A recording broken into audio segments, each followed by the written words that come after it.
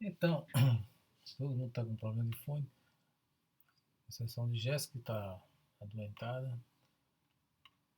Pessoal, eu continuando aquelas questões que a gente estava falando sobre características de leis de conservação, né? Se alguém quiser comentar alguma coisa, Gabriela, fiquem à vontade, certo? A gente vai aqui só batendo papo mesmo. Então, quem tiver alguma. Ô, professor, Pois não. o senhor pode gravar essa aula de hoje? Porque pra mim tá um pouco ruim de assistir a aula hoje, porque tá nesse moído da Ah, eu sei. fraternização e tá muito barulho aqui. Tranquilo, então pode ficar tranquilo. Eu estou gravando já. Pode. Se É, quiser sair, obrigado. vai resolver lá as suas coisas.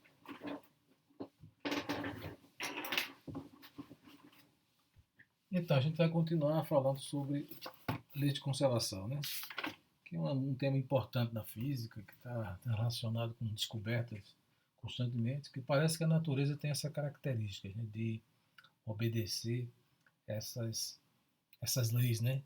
Que são chamadas de leis exatamente porque parece que tudo obedece, né, se comporta dessa forma. Quando tem uma violação de alguma lei, é sinal de que vem alguma coisa nova, o conhecimento novo está por aí. Ou que a gente está esquecendo de algum detalhe. Então, em geral, acontece isso. Né? Então, elas são um guia para um entendimento mais profundo de aspectos da natureza, as leis de conservação.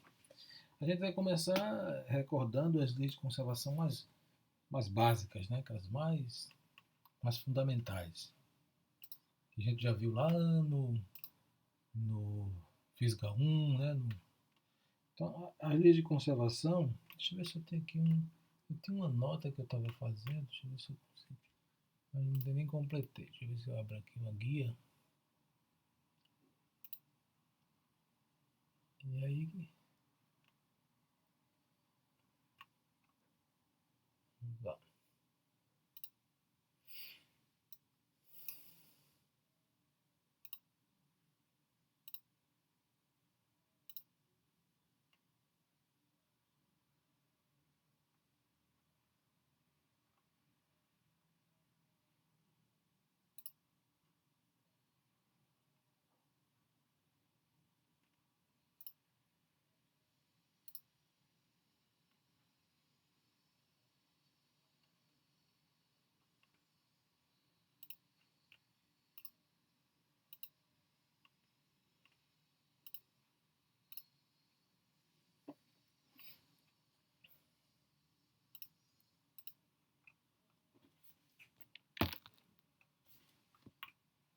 Todos estão vendo, né? Aquelas notas antigas, mas que já passei para vocês, elas trazem algumas coisas. Vocês podem até dar uma olhada e fazer uma crítica sobre elas, né? Fala um pouquinho, só um pouquinho sobre essas noções de espaço-tempo, né? Tem um detalhe, alguma coisa sobre análise dimensional, que quem tiver curiosidade pode dar uma olhada, né? Em turnos passados eu explorei esse aspecto aqui, né? Professor, Pois não. os seus vídeos do YouTube estão no privado. Vocês receberam um e-mail, mas não conseguem abrir, é isso? Isso. Então eu vou tirar o privado e vou colocar público, né? Vou colocar público em todos eles, porque eu estava enviando com o e-mail que vocês tinham e com esse e-mail vocês deveriam abrir, mas eu acho que está acontecendo algum problema e não está abrindo.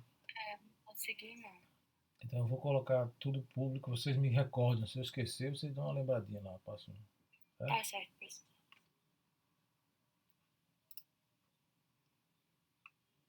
Então existe uma coisa chamada análise dimensional. A gente faz sem se preocupar com o detalhe profundo que está aqui, né, esse teorema e tal. O que é análise dimensional? É você somar, subtrair, multiplicar coisas com dimensões de um lado e outro da igualdade que sejam o mesmo. Você tem assim, F igual a MA. É claro que se F é medida em Newton, M vezes A tem que dar Newton. Né? Então é mais ou menos essa ideia. Né? Agora isso, embora nesse exemplo meu seja simplório, ele tem uma característica importante para você, às vezes, descobrir relações entre grandezas, mesmo sem ter a equação. Isso aqui é surpreendente. Você pode não ter nem equação. Ah, eu quero saber como é que é o número de Reynolds. Já ouviu falar em número de Reynolds? Já ouviu falar nesse nome? Meio estranho. Nunca ouvi, pessoal. Quando você abre uma torneira, a torneira às vezes não faz um barulho esquisito. Às vezes o pessoal fica até com medo, Aí né? ela faz. Isso. E às vezes dá um assobio, faz um gorgulhar lá, depende de várias coisas que estão ali. Na verdade é um movimento turbulento, né? Porque tem a pressão da água e tem água lá dentro, tem as paredes do cano e da própria torneira, tem aquela sola que está lá, né? Então aparece uma série de efeitos, parece aqueles ruídos. Mas existe uma relação que descreve esse comportamento, né? E essa relação está associada com esse chamado número de Reynolds, que provoca o fluxo, em vez de ser laminar, turbulento. Né? Então, existe uma forma de você é, expressar essa equação usando a análise dimensional. Não vou falar aqui, né? Mas nesses exemplos que estão aqui na, nesse material, né? Aparece uma série de motivações, né? Mais ou menos uma motivação para você assim, olhar, investir, né? E ver a importância desse análise dimensional. Né? Peguei de um livro lá essa história do que esse matemático que desejava calcular a energia liberada para uma explosão atômica, né? Certo? E num certo tempo, numa certa região, e tinha uma densidade de matéria lá. Então ele escreveu uma equação, né?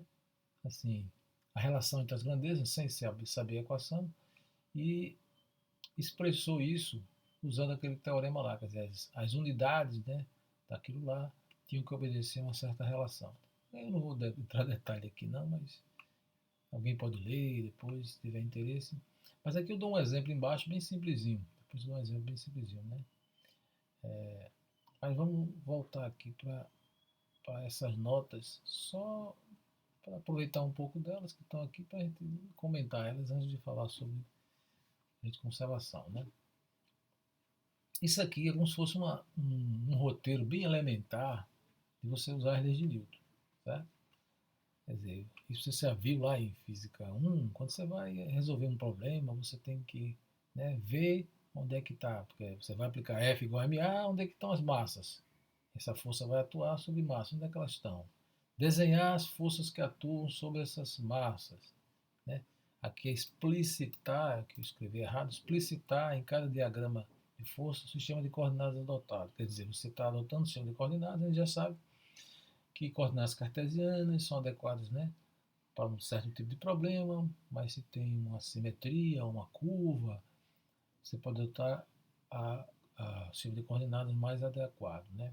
Escrever as equações de movimento, escrever as equações de vínculo. Vínculo é o seguinte, algumas vezes você tem, por exemplo, um pêndulo. Um pêndulo é um fio com uma massa. A massa está ligada ao fio. Então a massa não pode se movimentar em qualquer direção. Ela tem que estar sempre estando presa ao fio, tem que estar sendo tensionada pelo fio, enquanto o fio estiver segurando a massa. Então isso é um vínculo, né? Isso é um vínculo do problema. Quando você anda em cima de uma superfície, essa superfície, se você, né, sai saltando, então você está vinculado, o seu movimento está vinculado à superfície. Se a superfície tem uma curva, você descreve essa curva. Então isso é chamado de vínculo. Né? Então a sua posição vai ser sempre em cima daquela superfície. Então é um vínculo. Né? E assim por diante. Existem vários tipos de vínculos. Né? E, aqui tem uns exemplos que são, não sei se alguém já leu, tal, né? São exemplos comuns, né? Uma força que puxa 3 carrinhos, 3 vagões. É claro que esses vagões estão todos ligados aqui, né? Todos vão ter a mesma aceleração, né?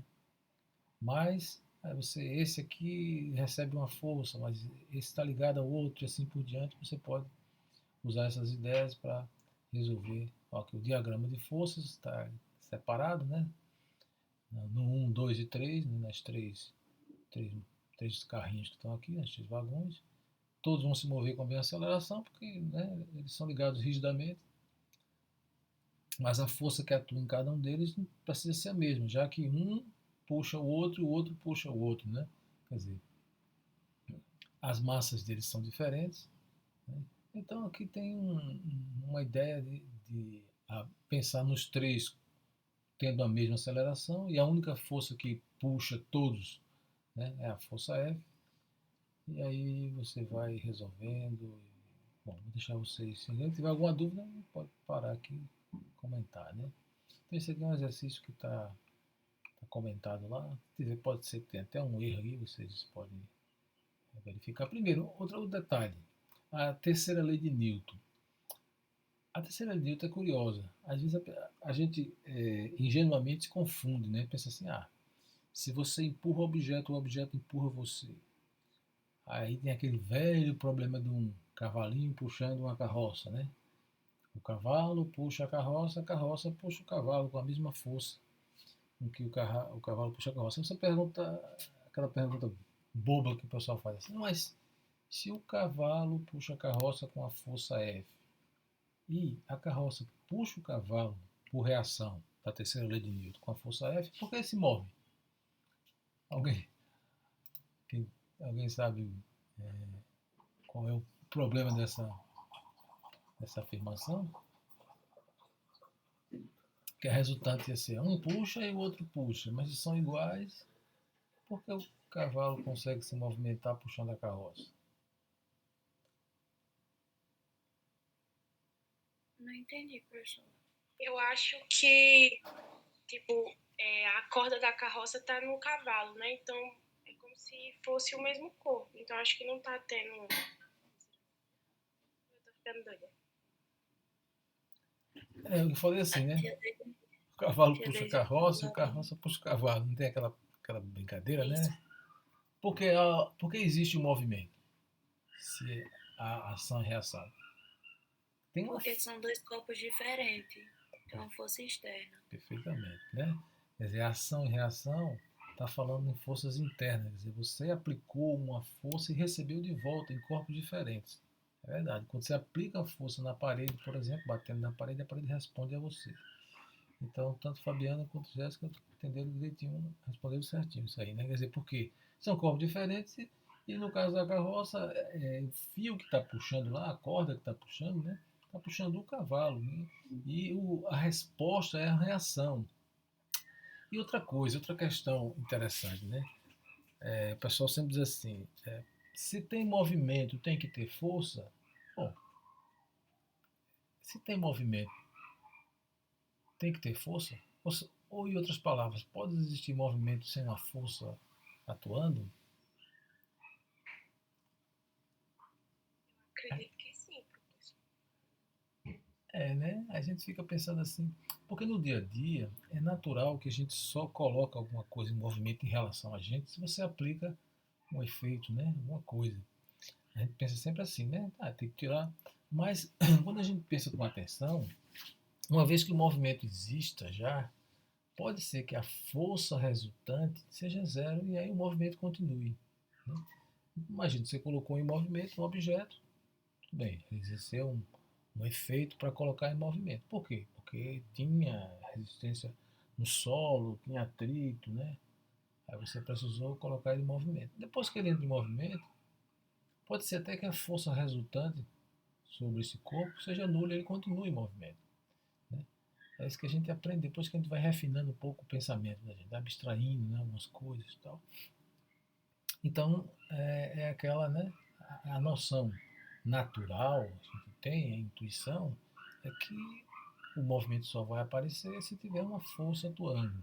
E parece que precisa continuar a força atuando para ele continuar, mas não é verdade. Né? Então, são esses detalhes assim, que a gente vai colocando mais preciso quando a gente vai falando em termos científicos. Embora no dia a dia, né, a gente usa força para sentidos bem diferentes do que é usado na física. Né? Pode expandir-se esse termo de força para situações, né? Até para uma força mental. Alguém tem uma força mental, né? Isso aí não vai usar a lei de Newton para isso? Não, claro, né? O sentido é outro que você está aplicando, né?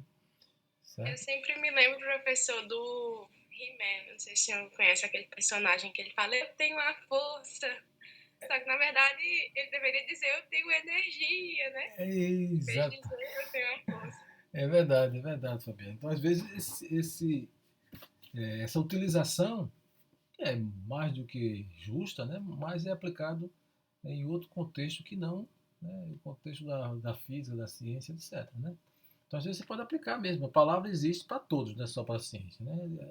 Quando a gente aplica num contexto científico, a gente utiliza outras, há uma outra semântica. Eu lembro que tem pessoas que dizem assim, quando alguém de humanas pega um livro de física, né?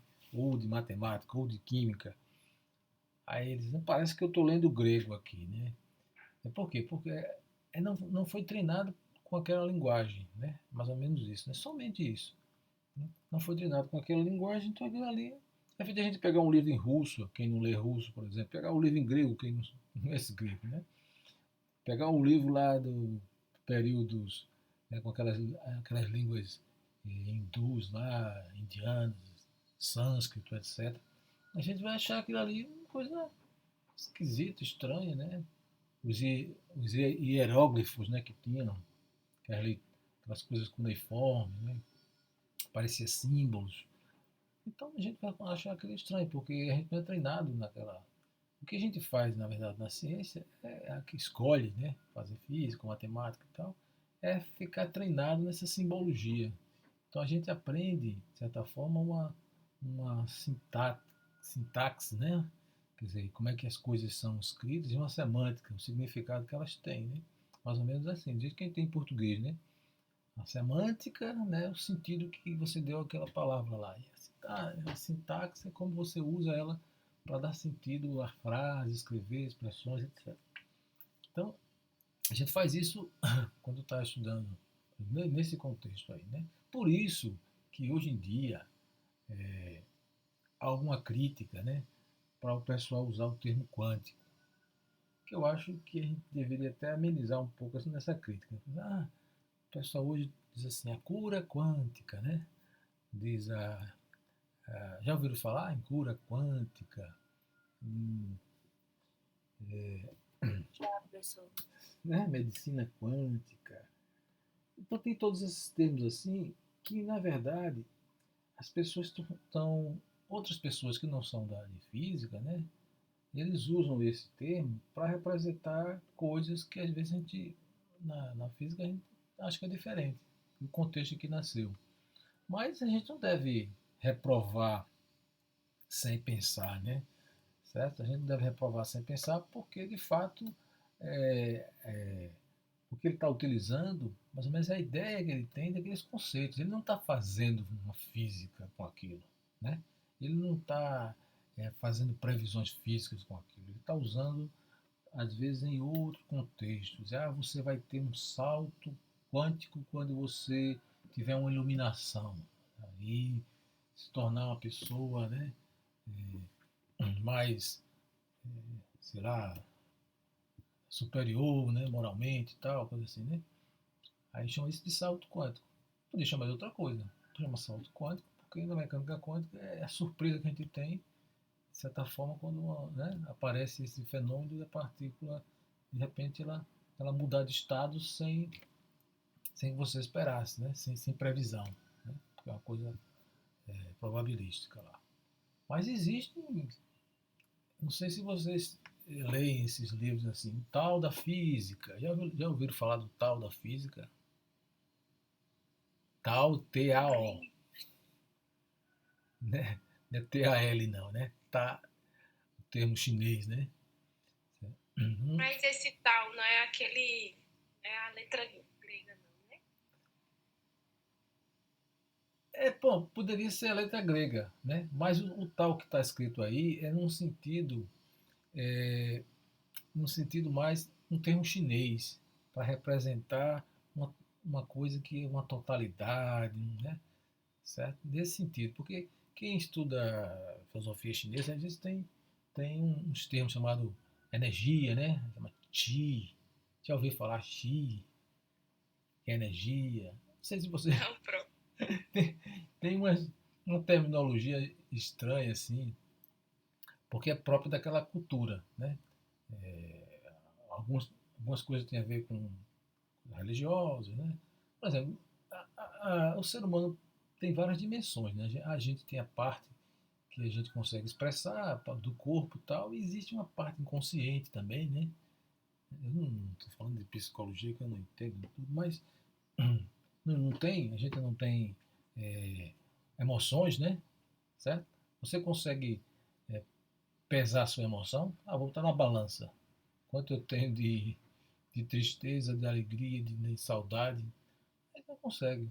Então, existem coisas que são próprias do ser humano e a gente não consegue colocar nas medidas da ciência, né?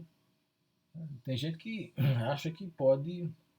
Não sei se vocês estão vendo agora, tá havendo um movimento de novo, né? Naquela coisa de inteligência artificial. O pessoal está começando a, a devagar e imaginar que em algum momento a inteligência artificial vai superar, né, assim, a consciência humana. Dizem, né? Hum, É bem esquisito a gente imaginar isso porque isso é uma coisa que é projetada pelo ser humano, né? Então parece que fica sempre uma dependência, né? Mas quem já assistiu o, o filme do Frankenstein, já ouviu falar da história do Frankenstein, né? Ah, sim, mas eu nunca assisti o filme, não. O filme é muito interessante, porque fizeram muitas versões depois desse filme, né? Ficaram mudando e tal, e a gente ficou com a ideia de que Frankenstein era um monstro, né? Mas na verdade o Frankenstein era o cientista, né? O Frankenstein era o cientista. E o cientista que criou essa figura aí, né? Que foi chamado de monstro depois. Mas ele criou ela com pedaços de retalhos de seres humanos e depois ele ficou como se ele tivesse adquirido, botou um coração nele e tal. E ele ficou adquirindo emoção, né? Lá há muito tempo, isso é bem antigo. Hoje parece que a ciência, né? Essa realidade virtual, a realidade aí, né? Aumentada, né? O pessoal está querendo enveredar nessa direção. Isso não é antigo, né? Isso não é antigo. Não sei se vocês já viram também um cientista chamado Alan Turing, que inaugurou a ideia da Eu assisti o filme dele, jogo professor. da imitação, né? Isso, Isso, pronto. gostei muito. Ele tinha ele acreditava nisso aí, né? Que você poderia, de certa forma, superar as habilidades, todas as habilidades humanas com uma máquina, né? Claro que habilidades de rapidez, de raciocínio, de cálculo, a gente já sabe. O computador faz muito rápido que a gente. A gente faz e erra. Quando vai e não erra, né? Existem jogos também que o computador consegue jogar porque não tem emoção, não sente nada. Você, como ser humano, você se envolve, quer ganhar, não quer perder, fica nervoso e tal. O computador não fica assim, então ele leva vantagem em série de habilidades, né? Bom, então tem gente que acreditava nisso. Isso na história do Frankenstein, eu estava falando exatamente isso, porque ele pensava que poderia, o, a ficção, né, do escritor lá, né, colocou num objeto lá, naquele retalho de seres humanos, um pedaço de um pedaço de outro, né, e aí ele virou um ser que de repente teve emoção, começou a ficar emotivo, tendo raiva, tendo tristeza, parece que a gente está nesse caminho maluco. Aí, quem sabe, né? Estou chamando de maluco, mas pode ser que eu esteja errado, né? Mas o que eu estava falando é que a gente tem essas dimensões. A gente pode usar palavras, às vezes, fora do contexto em que elas surgiram, mas a gente tem que ter claro que é isso que está acontecendo, está em outro contexto, né? Agora, o ruim é quando você começa a pegar esses, de onde ela surgiu, né? E querer impor a um ambiente diferente, né? Aí pode ser que você não tenha resultado, né? O resultado pode ser incorreto por isso, né? Talvez seja isso que às vezes confunde o pessoal com essa ideia. Mas é um crescimento, não deixa de ser um crescimento. A ciência, né, a descoberta da física não é só dos físicos, é da humanidade, né? Então todo mundo deve entender e deve aproveitar ela da maneira que a acha conveniente. Não tem crítica, ele vai ter crítica, vai. No site da SBF aparecem, às vezes, várias discussões sobre esses aspectos, assim, né? O que é científico, o que não é, né? E lá tem a posição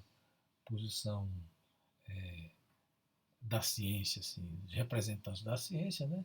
E às vezes criticam da sociedade, né? Assim, a visão que a sociedade tem, que um ou outro setor da sociedade tem, né? E assim por diante.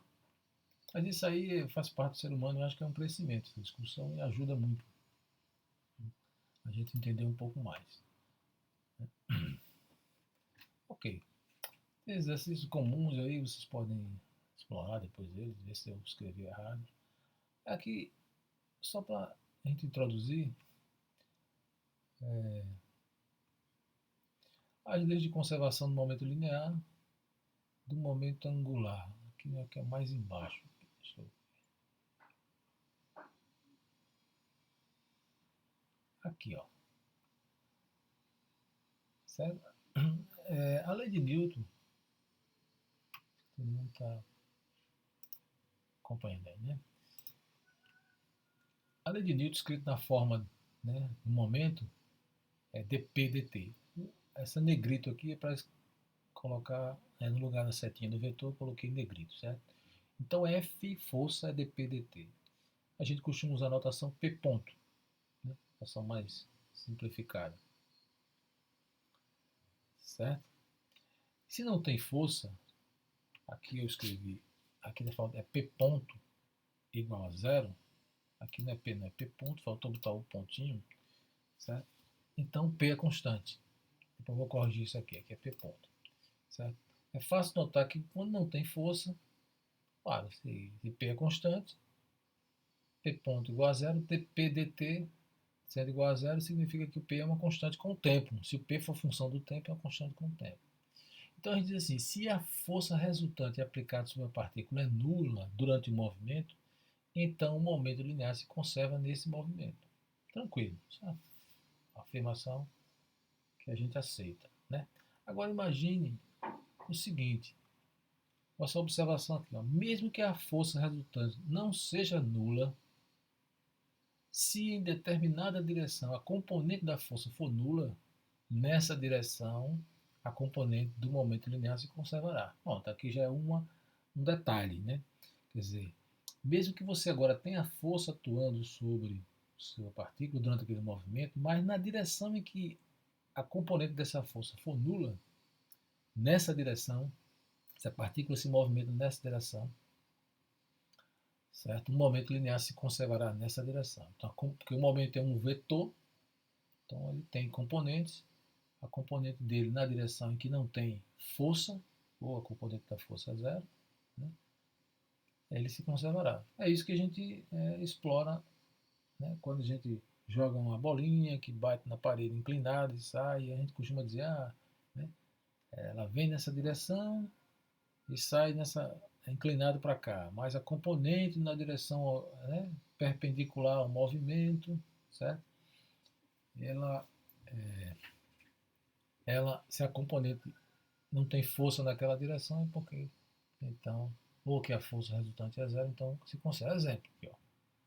Vamos ver se explica um pouco melhor, não sei se ajuda. Você tem uma força, a força não é zero. E se eu tenho a direção perpendicular à força, a direção é o vetor unitário S.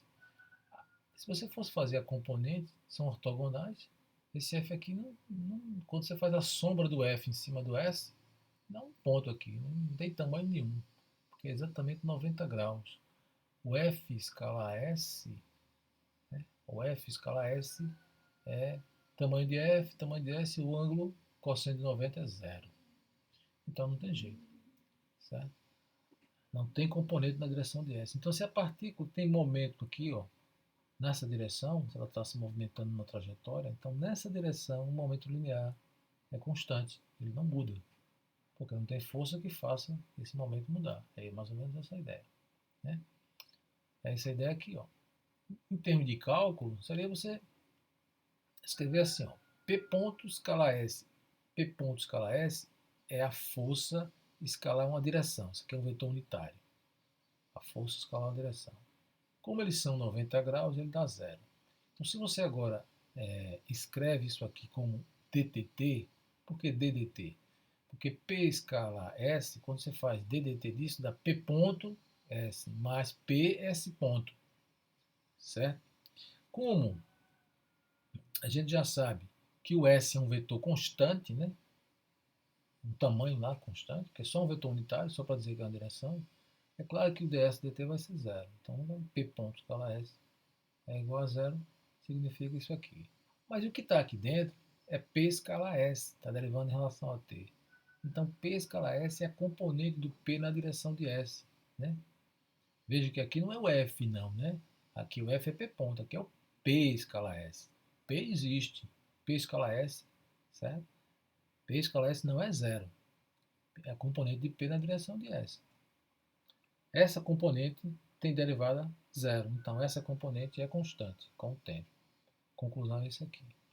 Então isso aí é uma maneira, né, assim, matemática de dizer aquilo lá que foi representado. Tá certo? Ok. Deixa eu ver se eu pego aqui. Bom, outra. Deixa eu pegar aqui uma.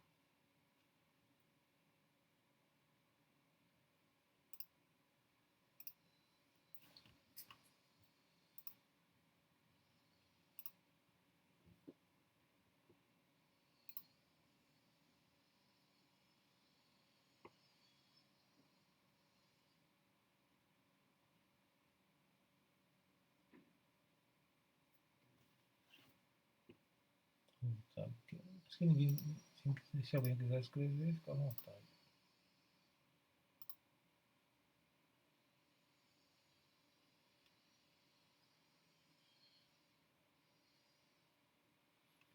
Ok, então, mas antes de ir para a lousa, existe uma coisa chamada momento angular, certo? Momento angular. Todo mundo já deve ter ouvido falar no momento angular. Mas essa equação de cima aqui, essa equação 46, essa equação aqui, certo? Se você faz o produto vetorial com o vetor R, agora eu vou falar matematicamente, R vetor F, aí fica R vetor P ponto.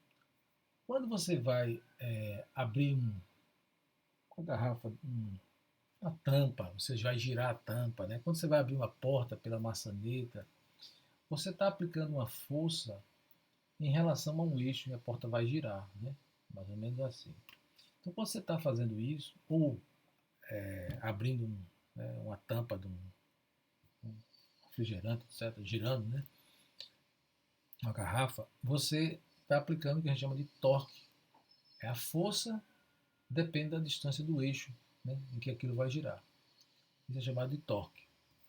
Certo? Então, ele é definido como R vetorial F. R vetorial F. Isso é o torque. Bom, então aqui, ó, essa expressão que está aqui é a expressão que representa o torque. A letrinha usada em geral é a letra, né, T ou tal, né, para representar o torque.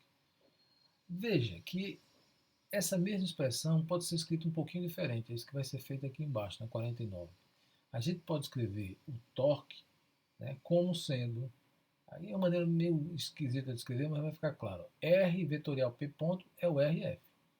Você pode escrever ele como R ponto vetorial P. Aí você diz, esse termo aqui está sobrando. E a RP ponto, quer dizer, você escrevia o mesmo termo usando um termo extra aqui. Só que esse termo extra é zero. Por que ele é zero?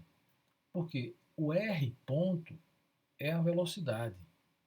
E o P é m vezes a velocidade. Então, esse produto vetorial aqui é um produto vetorial de vetores que são paralelos, né? Um é V e o outro é mv, que é P. Quando você tem um produto vetorial de vetores que são, né, um múltiplo um do outro, né, as linhas do seu produto vetorial, da sua determinante, mostra que eles são, sendo idênticos, né, você pode mostrar que ele dá zero, esse produto vetorial. Então essa é a razão. Ou em outras palavras, esse vetor aqui tem a direção de V e esse também. Então eles têm a mesma direção, o ângulo que eles formam é 0 ou 180, O seno de 0 a 180 é zero, né? O seno de 180 ou seno de 0 a zero. Portanto, isso aqui é nulo. Dessa forma, essa expressão matemática pode ser escrita de novo assim, ó, ddt de r vetor p. Né? Então, se você não tem torque, ddt de r vetor p é constante. O r vetor p é chamado momento angular. Certo? Então, a gente diz que na ausência de torques externos, né, o momento angular se conserva. Então veja que é muito semelhante ao momento linear. Tanto é que às vezes o pessoal diz assim, isso aqui é a lei de Newton em termos de torque. Então a lei de Newton em termos de torque é essa aqui, porque só fez multiplicar por R aquele F que dava lá. A expressão continuou idêntica. Deixa eu ver se...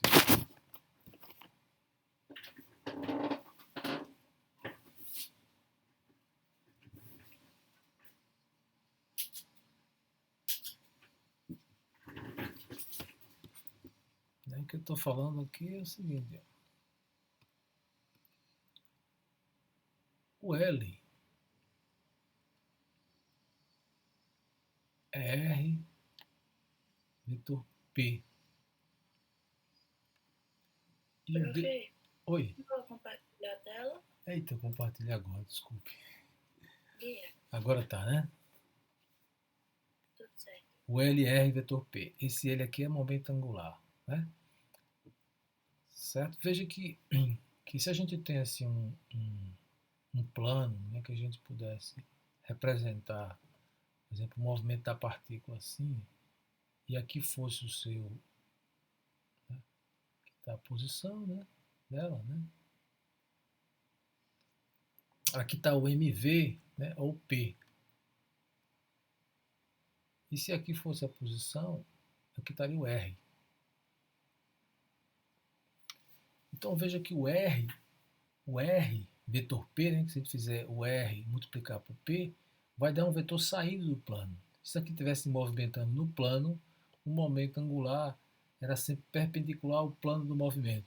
Se ela estivesse se movimentando no plano XY, sua partícula, o momento angular apontava na direção Z. Certo?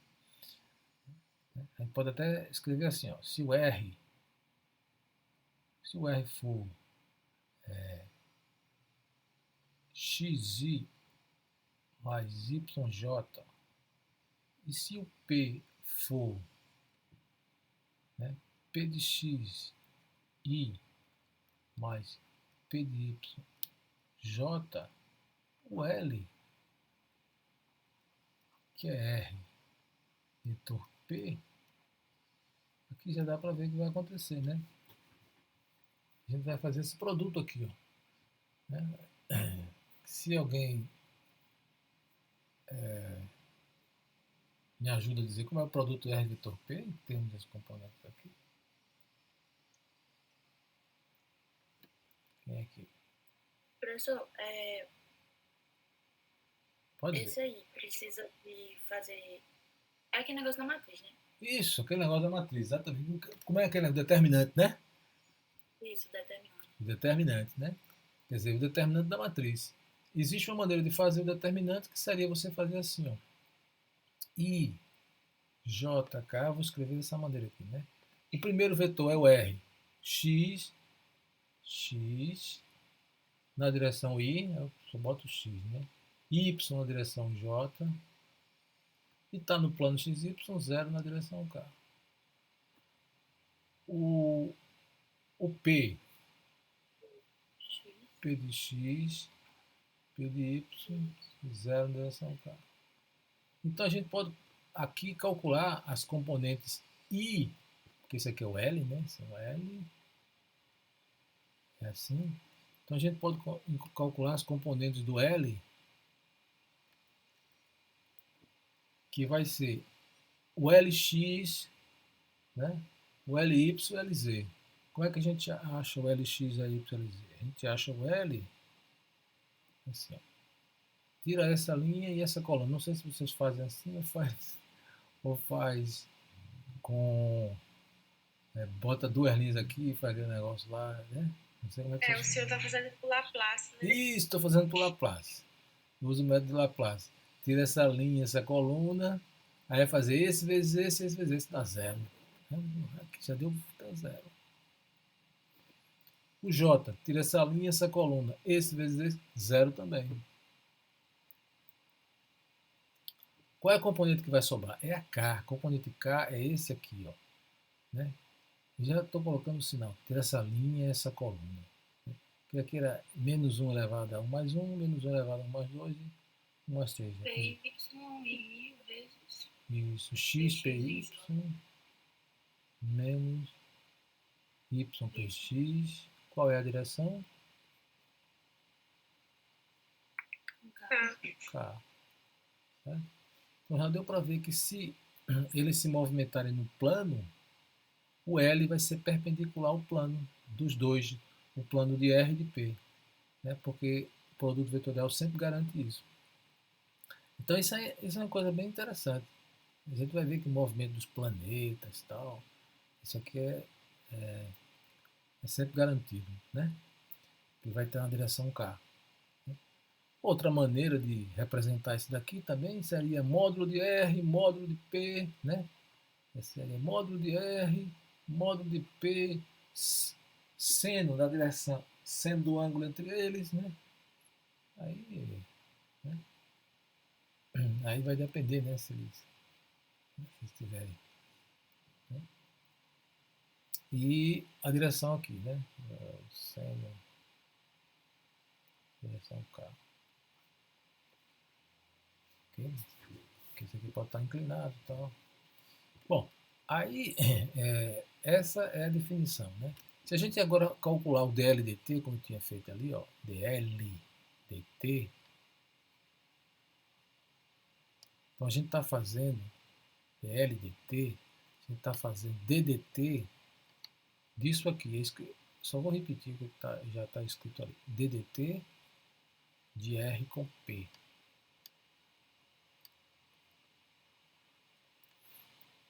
Certo? Isso dá derivada do primeiro em relação, então dá o R ponto vetor vezes P mais o R P ponto, na notação dos pontos.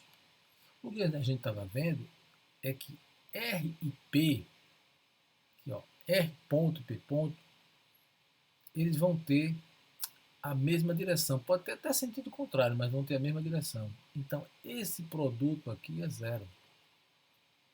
Sempre, porque vetores são paralelos. Né? E esse aqui é a força. Então, aqui a gente está provando, está mostrando que o dl dt, né, é o torque da força. R vetor F. R vetor F, que às vezes é chamado de torque, assim, a letrinha tal. Então, o que ele diz aqui, se não tiver torque, o momento angular se conserva. Se não tiver torques resultantes, né, torque externo resultante, o momento angular se conserva, vai ser conservação do momento angular. Certo? Isso é bem interessante, né? Veja que a outra maneira de escrever isso daqui, você pode ter visto lá, né, é que o P é mv, né? Então L às vezes pode ser escrito assim, ó, P igual a mv, né? Então é mvr. Certo? O módulo aqui vai ter um ângulo, depende do ângulo que forma entre eles, mas momento angular mvr. Se for 90 graus, 100 de 90 é 1. Né? Então aqui dá uma forma de escrever o momento angular, mvr. Tudo bem?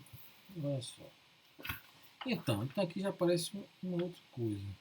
Então, de novo, né? Aquele mesmo fato que a gente viu. Se o torque, se você tem uma direção, que está o L, né? O L vai apontar na direção K. Né? Certo? Se a gente tem o torque é não nulo, mas é nulo só em uma direção. Por exemplo, você tem um torque escala S igual a zero, nessa direção o torque é zero, em outras não. Certo? Então, dessa maneira, a gente pode lembrar o seguinte, como dl e dt é igual a torque, se eu fizer torque escalar S aqui, eu estou fazendo, na verdade, uma coisa assim, né? dl dt, ou L ponto, né? Escalar S é igual a torque escala S. Se ele for zero, essa parte que está aqui, de novo, pode ser escrita de uma maneira bem simples. dl, né? Ou melhor, ddt, dl escala S. Porque ddt de L escala S é dl dt escala S mais L escalar ds dt. Como esse vetor S é um vetor unitário e fixo, essa parte aqui é zero. Né? Isso é igual a torque de S tal escala S. Então, se isso aqui for zero em alguma direção, você está dizendo que ddt de L escala S é zero, ou a componente de L na direção de S é zero. Então, a componente do momento angular naquela direção de torque é zero se conserva. É uma generalização, né, da informação de que o momento angular se conserva na ausência de torques externos. Né? Você pode ter direções em que ele é zero.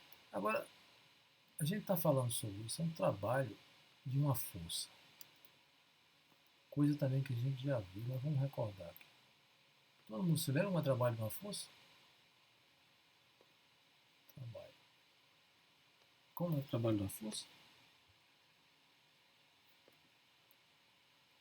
Imagina que você tem dois pontos no espaço aqui, assim. O ponto A e o ponto B. E tem uma força aqui atuando sobre o objeto que se move no espaço. Uma massa M está se movimentando, tem uma força atuando. Então esse caminho aqui, né? Claro, aqui tem um referencial que eu não desenhei, né? Tal, aqui, né? Então tem a posição do objeto que é dado pelo vetor R em relação ao referencial. Certo? Então o trabalho de uma força é dado pela integral de F escalar dr. Se eu estou calculando o trabalho da força, levar a partícula aqui de A até B, né? De B até B, de A até B, certo?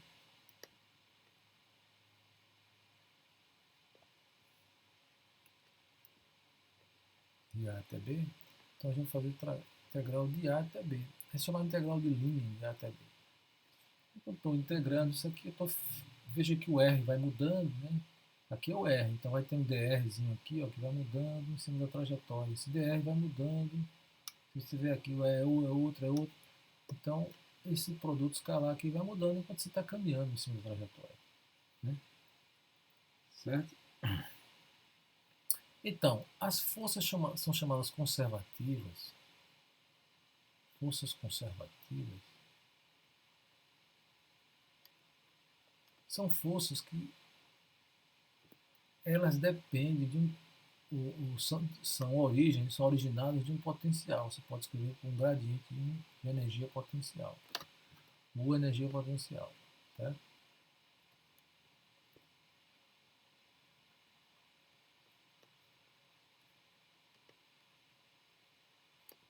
Energia potencial. Por exemplo, força gravitacional tem energia potencial gravitacional. Força elástica tem energia potencial elástica. A gente já viu que tem forças que são conservativas, que são importantes, são interessantes para estudar, mas existem forças que não são conservativas também, né? O atrito e tal, né? Forças que têm uma característica bem diferente. Mas o cálculo disso aqui é sempre calcular em cima de um caminho que liga A e B. Você podia ter outros caminhos ligando A e B, né? Então você tem que definir um caminho que liga A e B e diz que essa integral também é chamada de integral no caminho C, que liga A e B, que é F escalar dr. Se quiser interromper, viu? Pode interromper. Certo? Então vamos ver um exemplo assim, ó. Se eu dissesse aqui, para ficar menos, se quer ficar menos abstrato, vai continuar abstrato. Calcular o trabalho de uma força F, que ela é uma função que depende de x, y, z, vou chamar x1, x2, x3. Isso é x, y, z. Certo?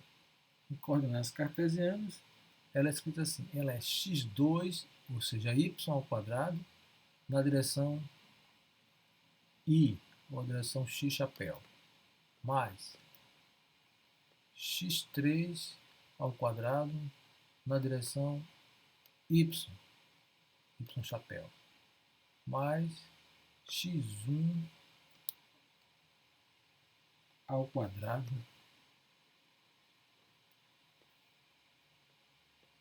na direção k, é 3. Veja, eu estou de propósito escrevendo E1, E2, E3 para substituir IJK. E1, a mesma coisa, E2, E3. Só o nome que dá, né? Certo? Então aqui você pode pensar como IJK. Ok, eu quero calcular esse trabalho em cima de uma curva. A curva C liga os pontos 0, 0, 0 e 1, 1, 0. Ó, vamos ver agora. Então, se você fosse desenhar isso aqui assim, certo? Aqui é a origem, e aqui é x, y, z, ou E1, E2, E3. Como é que eu vou desenhar essa curva, né? E essa curva, ela é definida como x2 igual a x1 ao quadrado. Então, essa é aqui a curva. Né? A curva vai ligar os pontos A e B, o ponto A e o ponto B, quer dizer, a origem e o ponto 1, 1 e 1.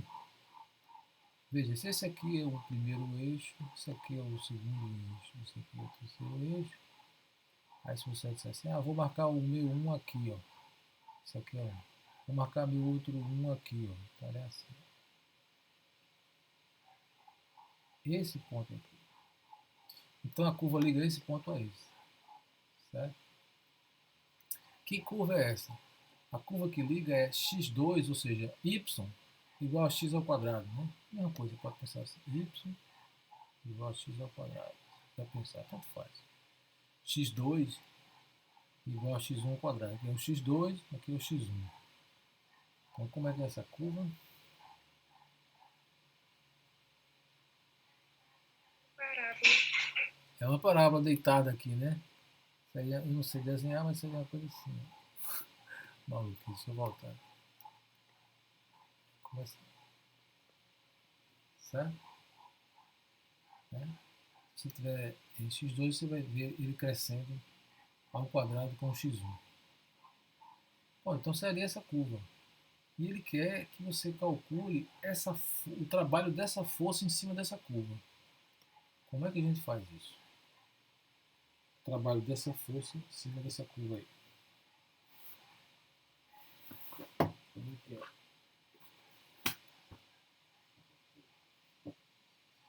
Através daquela fórmula que a senhora falou. Através daquela fórmula, né? Vamos lá, através daquela fórmula. Como é aquela fórmula? Aquela fórmula é o trabalho da força F, né, através de um caminho C, é F escalar dr. Então, na verdade, eu preciso Vou repetir aqui. Trabalho vai ser F escalar dr.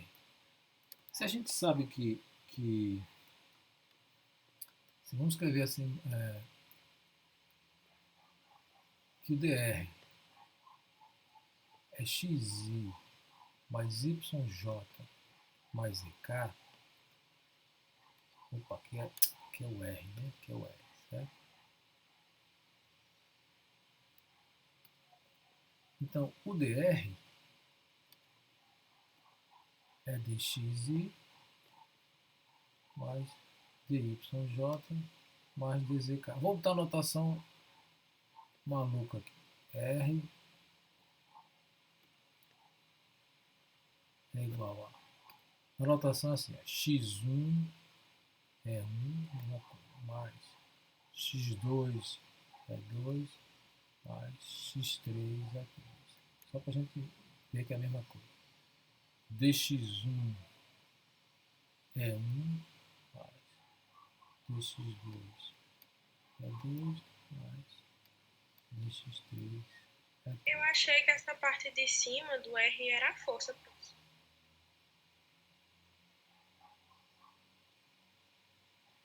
Qual? Esse R, que é xi mais yj mais k, eu achei que ela era a força, pelo que o senhor A força, na verdade a força é essa aqui, ó. É x2, o tipo de força. Ah, tá, o quadrado. Certo? Ele é ao quadrado, é x2 ao quadrado. Então, se a gente fosse escrever assim, direto aqui, vamos ver que não é a melhor maneira, mas vamos escrever aqui para a gente ver. F escalar de R seria assim, f de x, porque você vai fazer o f é f de x, na direção é 1, f de y na direção é 2, mais f de... Estou chamando de xy, não, estou chamando de 1, 2, 3. 1, 2, 3. Vai ficar com a minha notação. 1, 2, 3. Então a gente fazer essa conta aqui, a gente tem assim, F1, certo? F1, que vai fazer esse F escalar dr. Vai ficar F1 dx1 mais F2 dx2 mais F3 dx3. Seria essa a maneira, né, formal de escrever esse resultado. Mas tem uma maneira mais fácil de fazer. Claro que aqui também a gente vai conseguir resolver esse problema. Né? A gente vai botar a curva C, que liga os pontos A e B, é uma curva que é essa, porque ligando esses pontos aqui, podia ter várias curvas. Né? Podia ter assim, calcule por uma curva que é assim, ó. Vai para cá e depois volta. Por uma curva que vai assim, né? Ou por qualquer caminho. Mas ele escolheu esse caminho, então você tem que calcular em cima do que ele deu aqui como esse caminho. Certo? Então ele diz que x2 é igual a x1 ao quadrado. É esse caminho. Esse caminho já diz uma coisa para você. Diz que não tem componente, né, na direção de x3. O x2 é igual a x1 ao quadrado. Não tem nada de x3 aqui. Certo? Então você está andando no plano. Quando está com essa curva aqui, você está andando no plano x1, x2, ou no plano xy. Você não está mexendo em x3. Né? Porque, inclusive, esse caminho está dizendo que ele está andando daqui para cá. Claro que ele podia ter um caminho assim, ó, depois caísse. Mas não é isso que ele está dizendo. Ele podia dar um caminho aqui que fosse para o Z e depois voltasse. Mas ele deu esse caminho mais simples no plano. Certo? Então, existe uma forma de fazer. Vocês podem fazer de qualquer outra forma que desejar. Você pode substituir o componente F1, né, que é x2 ao quadrado, a componente F2 e a componente F3, vezes as variações em x, y, z. Certo? Só que essas variações, né, essas variações aqui, para aquela curva, porque isso tem calculado na curva, elas não são variações quaisquer, são variações da curva. Então existe uma coisa chamada parametrização. Para motivar isso aqui, eu vou dar uma ideia, que é parametrização. Veja, parametrização. Um exemplo de parametrização bem simples. Você tem assim, x2 mais y2 igual a R2. Que curva é essa? Que curva é essa? É uma circunferência. Exatamente, é uma De circunferência. raio De raio E. Uma circunferência de raio E. Certo? Raio E.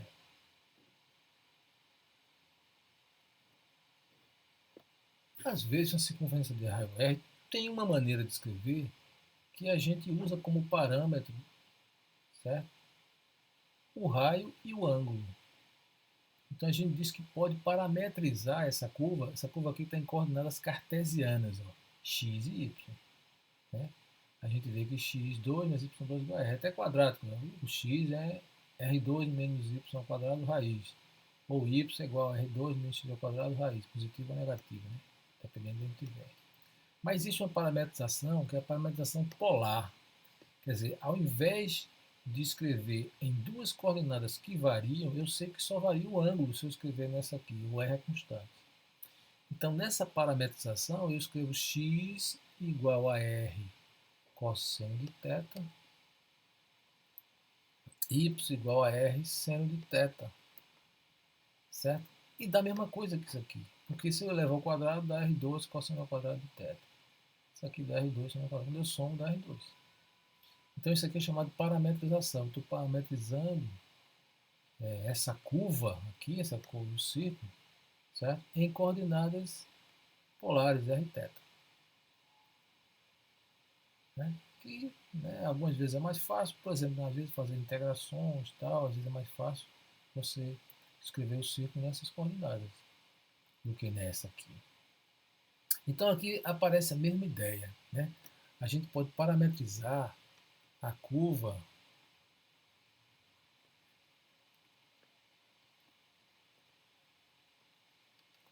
C, que ela é x2 ao x2, né? x2 é igual a x1 ao quadrado, né? Parece que é x2 igual a x1 ao quadrado. x2 igual a x1 ao quadrado. Certo?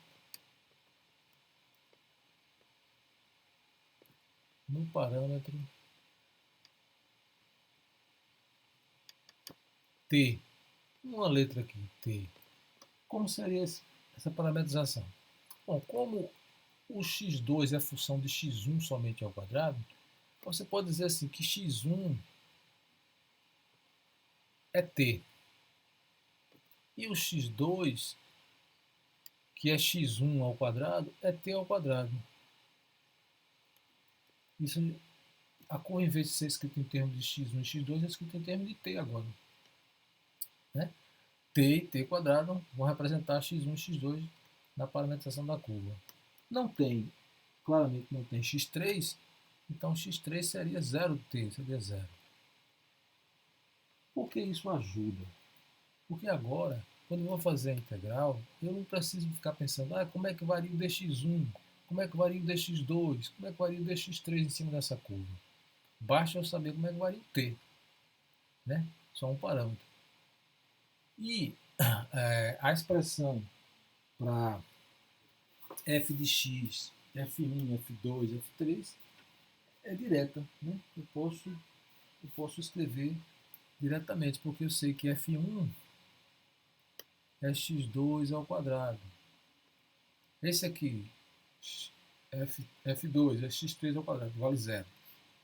E esse aqui, x1 ao quadrado, que vale t ao quadrado. Então esse aqui seria, né? Já que x2 é x1 ao quadrado, e t, então aqui é t à quarta. Né? Veja que agora a parametrização faz com que o f seja escrito da maneira mais simples. Vou até escrever aqui. Assim. O f vai ser escrito da maneira mais simples. O f, que era x2 ao quadrado, na direção é 1, vai ficar x2 ao quadrado. Esse aqui é o quadrado. Esse aqui é a quarta. Vai ficar t à quarta. Na direção é 1. Certo? O outro parece que é 0, né? Esse aqui, ó, é 0. Na direção é 2. 0 na direção é 2. Mais o outro é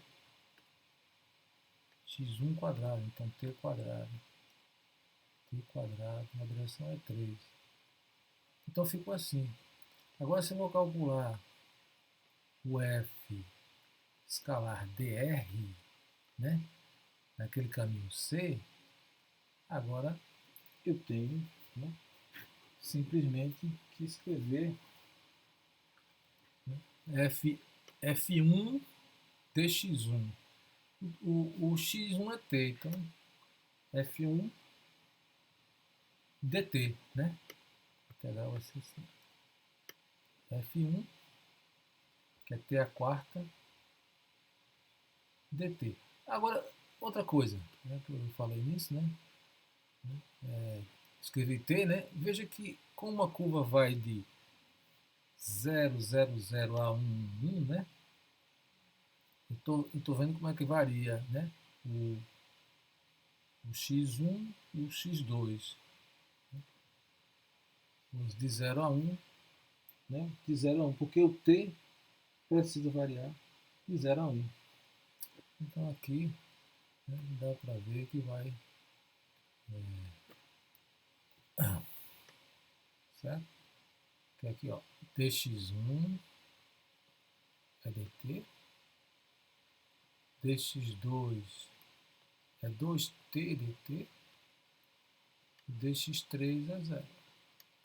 Aqui eu estou escrevendo f1 dx1, f1 dx1, f2 dx2 e ft dx3. Certo? Então, f1 dx1, tá certo? Quem tiver aí acompanhando, né? Mais, de 0 a 1 agora, mais, integral de 0 a 1, que é o t, né? 0 vezes dx2 é 2t dt, mas tá 0 já. Mais de 0 a 1, f3, que é t2, certo? T2 vezes dx3, que deu 0 dt. Né? Bom, então essa integral aqui do caminho, né? Eu estou fazendo da maneira longa, mas você pode fazer até bem mais curto, né? Essa aqui é 0, essa aqui claramente é 0, as duas são 0, essa aqui vai dar 4. T4, D4. T na 5 sobre... Isso, T 5 de 0 a 1. E vai dar?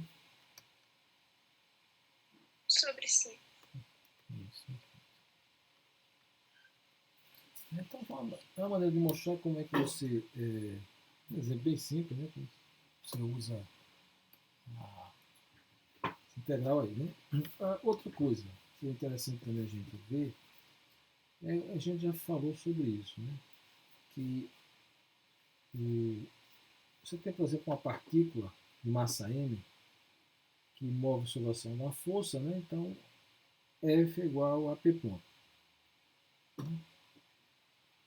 Veja só,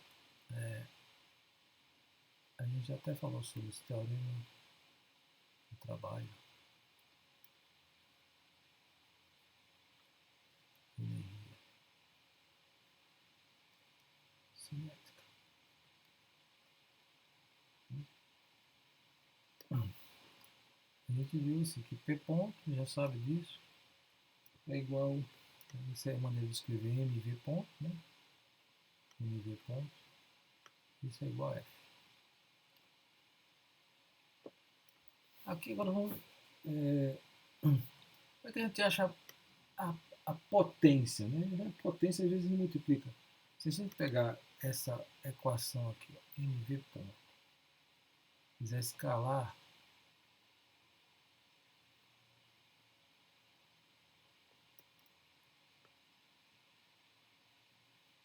V faço F escalar V. Né? A gente chama de potência de uma força, força vezes velocidade, né? Potência. Ora que isso aqui pode ser reescrito, né? Que tem M, V ponto, escalar V. Isso pode ser reescrito lembrando o seguinte, quando você tem esse ponto está aqui, mas podia estar aqui também, né? Certo? Tanto faz, né? MV ponto como MV escalar V ponto. Eu posso passar o M para cá também. MV escalar V ponto. Quer dizer, eu passei o M para cá e como um produto interno, né, a ordem não altera, né? Se fosse produto vetorial, alterava, né? Certo? Então, eu já percebo uma coisa, né? Aqui está o V ponto, esse ponto podia estar aqui, é a mesma expressão. Então, se eu escrever ele e somar e dividir por 2, eu estou fazendo a mesma coisa. Então, assim, M, V, ponto escalar V, mais M, certo? V, escalar V ponto, dividir por 2. Não é a mesma coisa, né? Estão entendendo? Não. Se não tiver, diga aí. Não é a mesma expressão? Esse pontinho aqui é o produto interno. Isso aqui é o derivado. Certo? Então o que tem daquele lado de lá é como se você tivesse assim, o DDT de M V escalar V. Por quê? Porque quando eu derivo em relação a esse primeiro, fica V ponto escalar V. Quando eu derivo em relação a esse outro, fica V escalar V ponto. São iguais. Né? Tem que dividir por 2 aqui. Certo? Isso que está aqui, né, é o meio. MV escalar V é MV quadrado. Posso botar esse meio para dentro, porque o meio tanto faz ele aqui fora, né? Que ele é uma constante. Posso botar DDT de meio, certo? E MV escalar V. O que é isso que está aqui dentro? Meio de MV quadrado, DDT. Isso é o que? O meio de MV quadrado.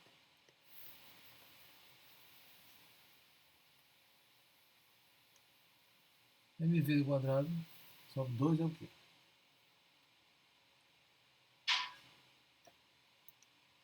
Energia?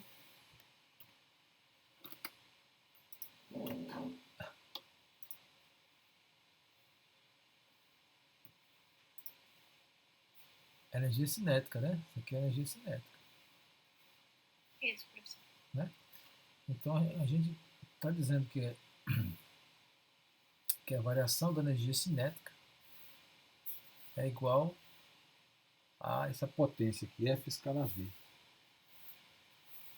Né? Então vamos voltar para cá para a gente comentar isso.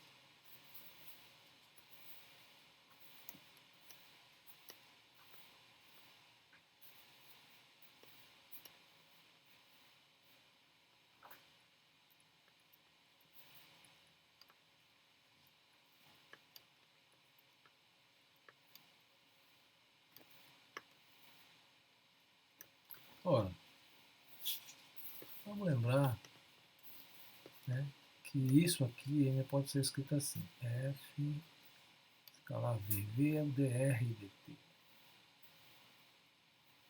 dr dt. Então, olha o que a gente vai fazer aqui. Aqui está, né, com a derivada. A gente queria achar uma relação que não fosse infinitesimal. Então a gente vai fazer duas coisas. A gente vai multiplicar por dt e integrar em dt. Fazer integração em dt disso que está aqui. ddt de 1 meio de mv quadrado dt é igual a integral de f escalar dr dt dt. certo? Então a gente está fazendo, desde, como aqui está parametrizado no tempo, né? Desde um T de A até um T de B, por exemplo. Desde um T de A até um T de B. Que é o tempo, né, que a partícula gasta para sair de A e ir para B. Mas vamos continuar nessa mesma ideia aqui. Ó. Certo?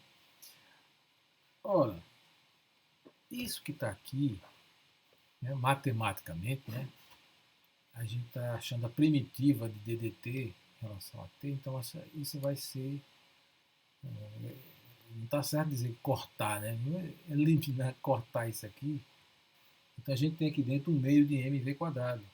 Né? É como se a gente estivesse calculando simplesmente isso aqui, assim, ó, d total de um meio de mv quadrado. E t de A, t de B. E desse lado, também, né? Com a mesma ideia de f escalar dr. T de A até t de B. Conclusão. Esse lado esquerdo é a energia cinética. A energia cinética é um meio de mv2, que é, né, a integral disso, integral de uma função que eu já sei qual é a derivada dela, então um meio de mv2, que já é a primitiva. Então, um meio de mv2 no limite superior, um meio de mv2 no limite inferior. Então, quando o t for t de B, a velocidade é v de B. Quando o t for t de A, a velocidade é v de A. Então, isso aqui vai dar assim, 1 meio de m v de B quadrado menos 1 meio de m v de A ao quadrado. E do outro lado vai estar o trabalho da força de A até B, de AB F escalar dr. Quer dizer, né, isso é aquele teorema do trabalho da energia cinética. O trabalho da força, né, resultante da partícula igual à sua variação de energia cinética. Isso que está sendo dito aí, né? Certo? Agora, o caminho de A até B. Aí o caminho que liga A até B, a gente pode ter, você tem aqui um ponto A e aqui o ponto B. A gente pode ter caminhos ligando A e B,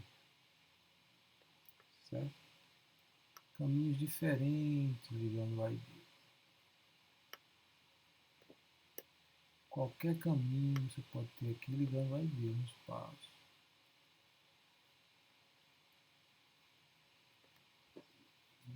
Aí a pergunta é, a integral que liga A e B vai depender do caminho. Essa variação da energia cinética aqui vai depender do caminho. Mas a gente vai ver o seguinte, certo? Há situações que interessam para a gente. Né? Se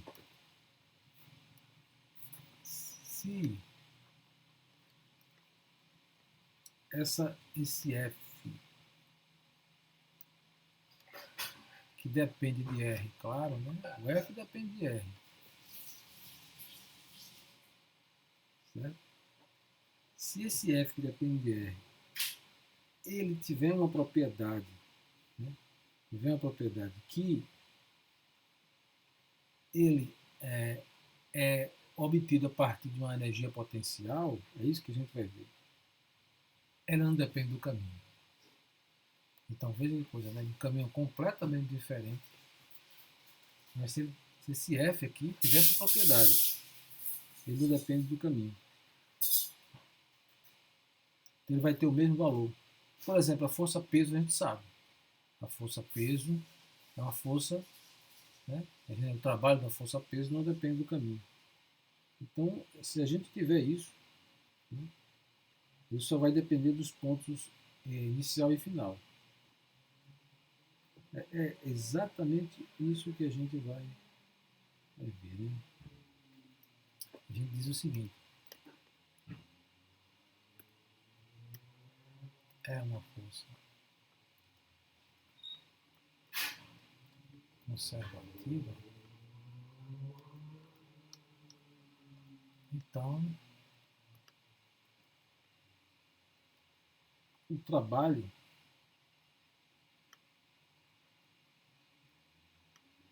da força F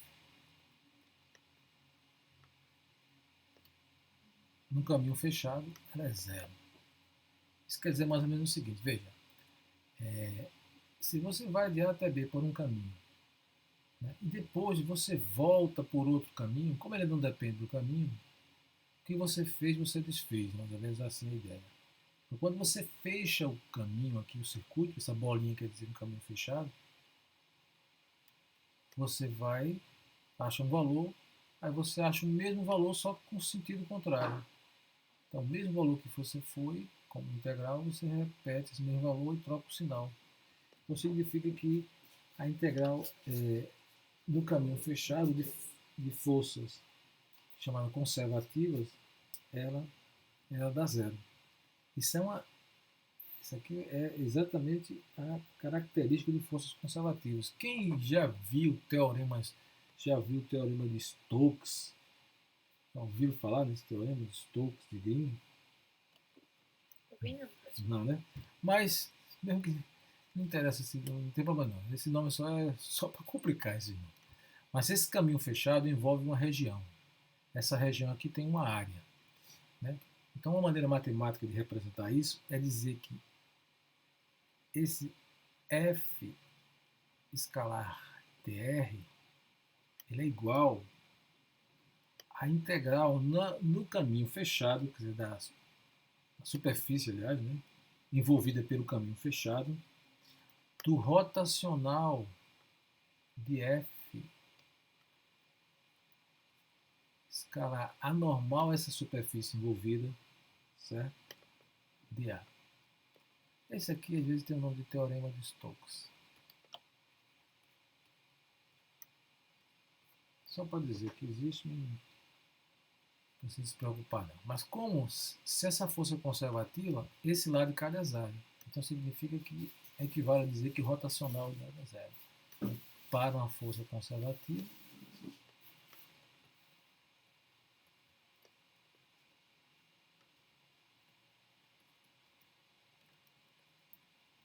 com rotacional de F é igual a zero. Então veja que a gente tem maneiras diferentes de representar a propriedade, né? Certo?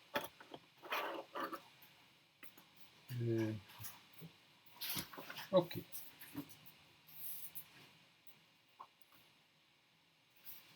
Vamos ver como é que está aqui, 11h30. Eu vou parar aqui e na próxima eu vou explorar essa ideia assim, que a gente vai falar sobre forças que são chamadas forças centrais, né? São essas forças da gravitação, né? Que permitem o movimento dos astros, as trajetórias. Então essas forças, elas têm uma característica de serem forças centrais, né? E a gente vai ver que isso vai levar a... São forças conservativas também, mas elas também são forças centrais, né? Elas vão ter a característica de que elas vão conservar um momento angular. A gente vai comentar isso na próxima conversa, certo? Tudo bem? Jéssica, tá bem? Tudo bem. Estou aqui. Tá bem, né? Então vamos ficar por aqui, Gabriela, Fabiana e Jéssica. A gente vai conversando aí qualquer novidade, tá certo? Tá. Até mais. Bom final de semana para vocês. Você também. Melhor aí, Jéssica. Obrigada. Até mais.